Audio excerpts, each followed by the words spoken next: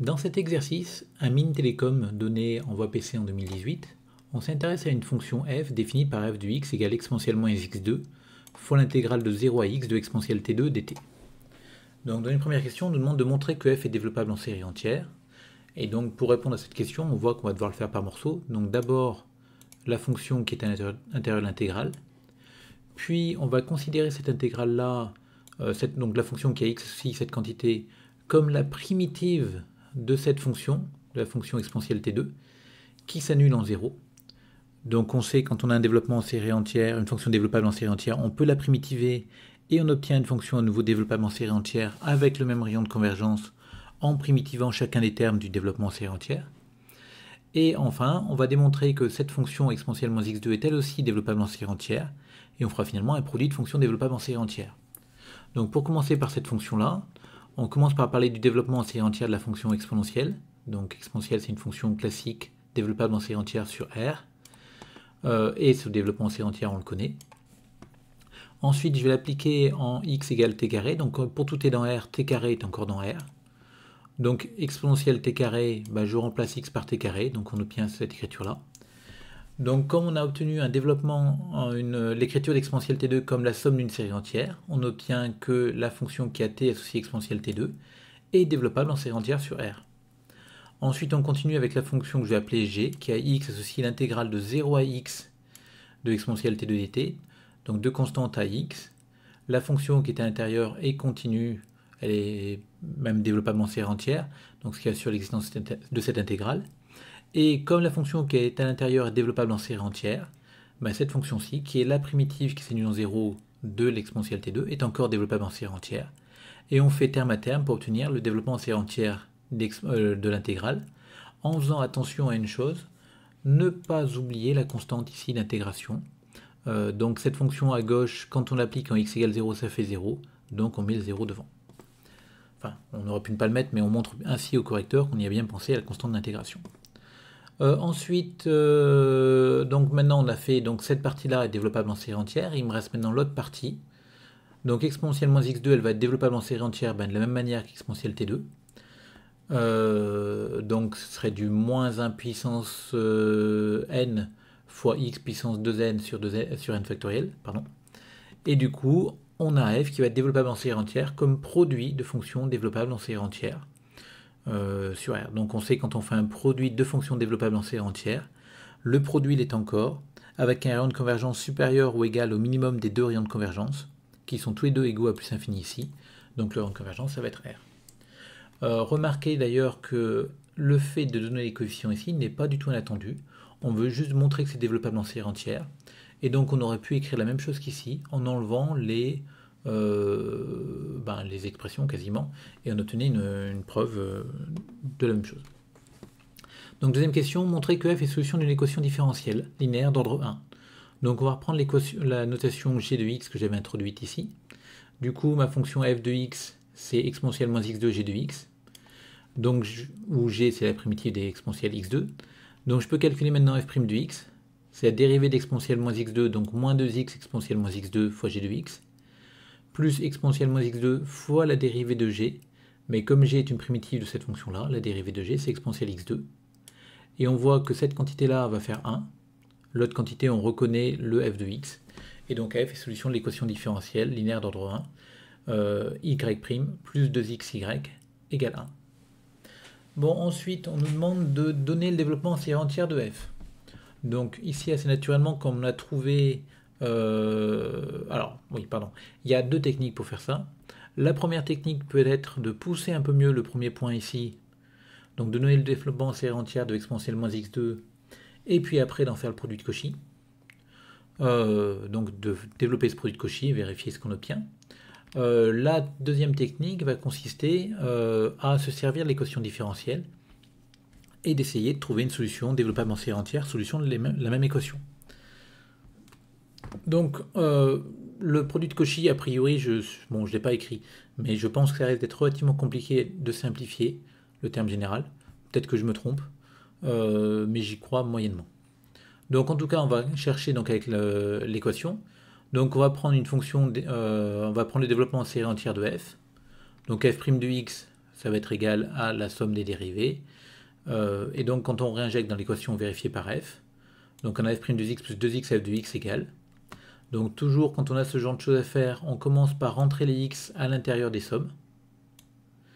Ensuite, on change d'indice pour se ramener de partout à du x puissance n. Donc là, vous voyez, j'ai commencé de le faire ici.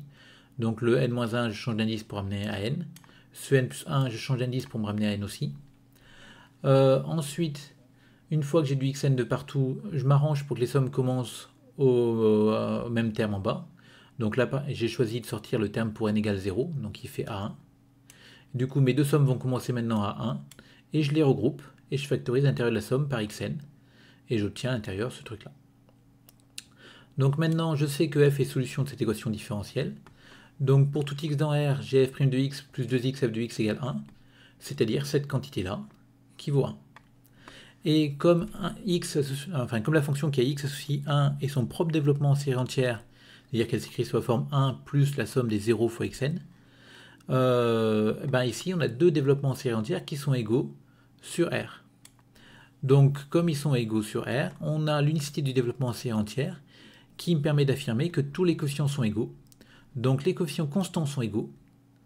Et pour tout n dans une étoile, le coefficient de degré n va être égal de chaque côté. Donc ici c'est 0. Donc on obtient que n plus 1 à n plus 1 plus 2 à n moins 1 égale 0. Et on simplifie. Donc on exprime an plus 1 en fonction de an. Et après je choisis de changer d'indice.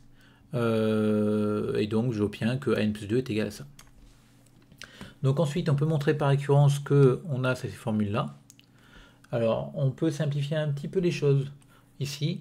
Avant de faire cette récurrence-là, on peut se rendre compte qu'on a aussi f de 0 égale 0. Parce que l'écriture de f, quand x égale 0, l'intégrale vaut 0, donc f va valoir 0. Donc comme f de 0 égale 0, j'ai a0 égale 0. Et en fait, on voit que tous les termes pairs, donc parce qu'on commence à 0, après on va aller à 2, à 4, à 6, à 8, tous les termes pairs vont être nuls comme multiples de 0. Donc du coup, cette écriture-là serait beaucoup plus simple. Bon, à la limite, c'est pas je l'ai laissé quand même, c'est pas très grave.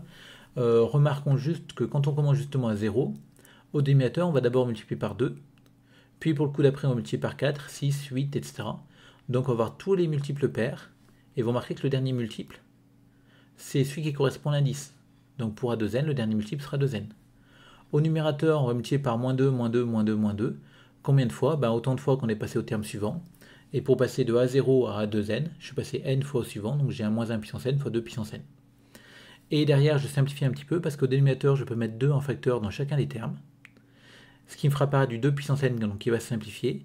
Il va me rester 1 fois 2 fois 3 fois 4 fois n, c'est-à-dire factoriel n. Pour les impairs, c'est à peu près la même chose en haut.